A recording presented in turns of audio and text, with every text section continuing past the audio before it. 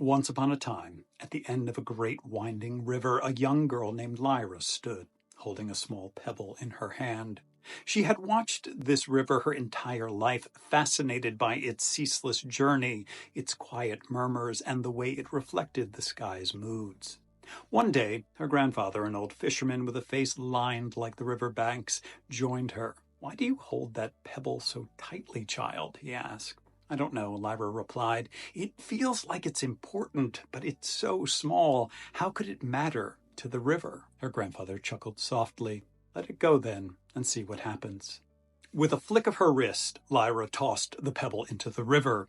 It broke the surface with a tiny splash, almost insignificant.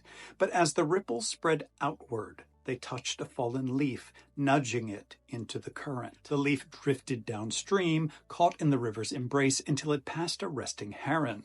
Startled by the movement, the heron took flight, its wings breaking the stillness of the air and scattering a swarm of insects. The insects, disturbed, swarmed toward a nearby grove where a family of swallows hunted.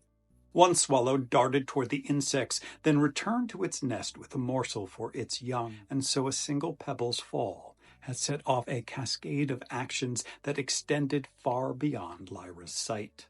Lyra stared out at the river, then down to her hand that once held a tiny pebble, and then to her grandfather, who was smiling. "You see, my child," he said, "not only does everything you do matter, but it is all connected. Like the pebble to the river, every action flows into something larger. Even the small disturbance carries the potential to shape the world in ways we may never see."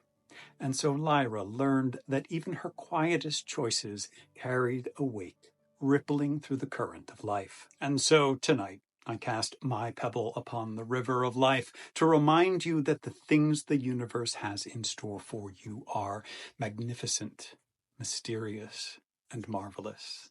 If you were looking for a sign, this is it.